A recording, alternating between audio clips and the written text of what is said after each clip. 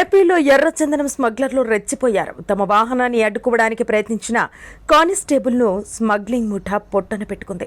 ఈ దారుణం ఉమ్మడి చిత్తూరు జిల్లాలోని ప్రస్తుత అన్నమయ్య జిల్లాలో చోటు చేసుకుంది. శేషాచలం అడవుల నుంచి ఒక స్మగ్లింగ్ ముఠా ఎర్రచందనం దుంగలను తరలిస్తున్నట్టు అన్నమయ్య జిల్లా పోలీసులకు సమాచారం అందింది.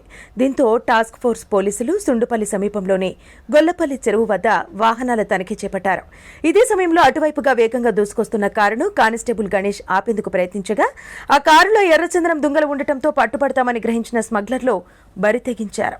అదే వేగంతో కానిస్టేబుల్ పైకి కారును పోనిచ్చి ఢీకొనడంతో గణేష్ అక్కడికక్కడే కుప్పకూలిపోగా స్మగ్లర్లు పరారయ్యారు.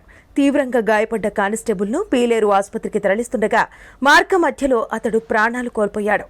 పోలీసులిద్దరూ స్మగ్లర్లను అరెస్టు చేయడంతో పాటు ఎర్రచందనం తరలిస్తున్న కారును స్వాధీనం చేసుకున్నారు. ఇదిలా ఉండగా ఎర్రచందనం స్మగ్లర్ల చేతిలో టాస్క్ ఫోర్స్ కానిస్టేబుల్ గణేష్ ప్రాణాలు కోల్పోయిన ఘటనపై టీడీపీ జాతీయ ప్రధాన కార్యదర్శి నారా లోకేష్ స్పందించారు.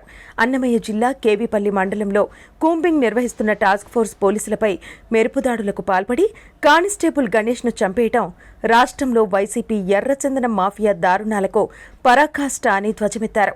జగన్ పాలన ఎర్రచందనం స్మగ్లర్ల పాలిట స్వర్ణయుగమైందని, పుంగునూరు వీరప్పన్ పెద్దిరెడ్డి అంతర్జాతీయ స్మగ్లింగ్, కొల్లం గంగిరెడ్డి ప్లాన్తో వైసీపీ ఎర్రచందనం మాఫియా అవతారం ఎత్తిందని, ఎర్రచందనం స్మగ్లర్లను పార్టీ అభ్యర్థులుగా ప్రకటించిన జగన్ ఎర్రచందనం స్మగ్లింగ్ కి గ్రీన్ ఛానల్ ఏర్పాటు చేశాడని, అడ్డొచ్చిన పోలీసుల్ని వైసీపీ ఎర్రచందనం మాఫియా చంపేస్తోందని విమర్శించారు. మృతి చెందిన కానిస్టేబుల్ గణేష్ కు నివాళులు అర్పిస్తూ మృతుని కుటుంబానికి తన ప్రగాఢ సానుభూతి తెలియజేస్తున్నానని అన్నారు.